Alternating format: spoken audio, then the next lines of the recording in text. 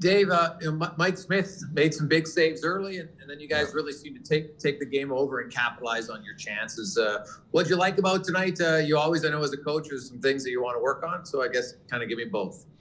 You hit the nail on the head. We gave up some chances early. Schmitty made some big saves, and then, we capitalized on a couple chances in the first. Second period, we had 2 goals. We were trapped in our zone for over a minute, and we got them tired and came down and got a break in the other end and scored. So it was an opportunistic night, but there's that being said, we did some good things too. There were some parts of the game that I liked. Our 2 new guys jumped in there. I thought both of them were really solid. It's a game, like you say, we capitalized on our chances, and then we kind of just hung around the game till it was over. Kulikov, I noticed he was in the offensive zone a lot, engaging in the rush. Did you expect that from him, or is that just part of your style that you want from all your defensemen engaging? No, we want people engaging in a smart way, So he's got some skill. Like he's not just a pure defender. He's got some skill. He moves the puck. He shoots the puck very well. But he's weighted more on the defending side, which is good. But I thought tonight he got his feet wet, and hopefully he'll continue to improve from there. Bob Stauffer, 630 Chad. Dave, you played against some great players. You've coached some great players, but right now you're watching a guy. I mean, give us your thoughts just on what we're seeing. I don't mean to disrespect the other aspects of your team's game, but what Connor brought tonight, in fact, what Connor's brought all season. Wow, he's just, his game is, like I say, I've been around a long time. There's very few people that you see that can dominate a game like he can. And it's, he does it in a lot of different aspects of the game. His speed is unbelievable, but his hands and his thinking are at another level also. So it's he's a driver on our team. Draisaitl is a big part of that also, but Connor's just, his year this year has been just superb. And just to follow up on the comment you had earlier, just on McLeod specifically, you got him 14 minutes tonight. Yeah. What did you like in terms of his first showing for you? Just solid in all areas. He plays a strong game. He protects the puck well. He transports the puck well. Good speed, and he's smart. He's really smart. He's in position. He doesn't get chasing things around. He thinks the game well, and so it's a good start. Young player in here. I didn't keep him away from anybody. He was a big part of the game, and it was a good start for him. Good start. Sometimes it's hard. That first game you got some jitters, but he looked really calm. I think it helps that he's got brothers in there, and the guys were real good with him. The line was solid, so it's a good start for him. Jim Matheson, Post Media. Dave, you played against Wayne Gretzky. Does Connor McDavid have any of Wayne Gretzky in him? That was a different time. But I mean, in terms of dominating, taking over a game. Yeah, I mean, there's a handful of players over the history of the game that are able to do that, and certainly Connor's in that group.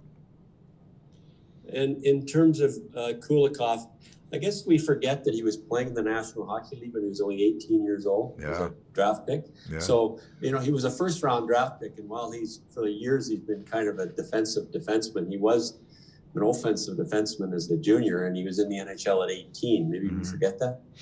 Yeah, he's got good skill. I mean, you see players coming from Russia. I mean, there are a lot of, their puck skills have been very strong. They wouldn't get over here if they didn't have strong puck skills. So he's kind of developed his game where he still moves the puck well, but he's become a real strong, steady defender. And that's kind of what we expected when we got him. And it's early here. I think there's some parts of his game, when you're defending like that, there's some things tonight that we have to kind of stay on top of. One, I don't think he's been used to a goalie that plays the puck as much as Smitty does. So there was a couple times he was coming back where we normally our defenseman kind of fan out. He was coming back for the puck, so there's some things like that. But he was real solid in this first game. Thank you. Terry Jones, Post Media.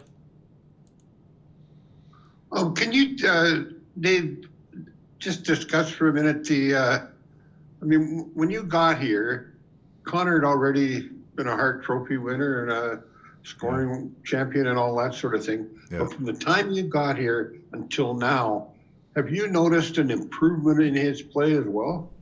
Well, I think last year, Terry, he was coming off the injury, and it took him a while to get, not back up to speed. He's got speed all the time, but it just took him a while to get comfortable with it. But this year, I think after he really took, our loss in the bubble there, he really took that to heart, and he had a good summer of training, and he came back, and he was a very motivated guy to get back to top form, and you're seeing top form plus right now. I mean, he's a dominant player. Every night you go into a game, he can dominate a game.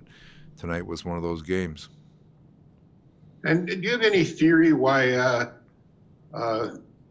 Leon and Connor, they dominate the league anyhow, but they seem to have a special thing going against Winnipeg this year. I think Connor's got 2+ points every single game. I don't know.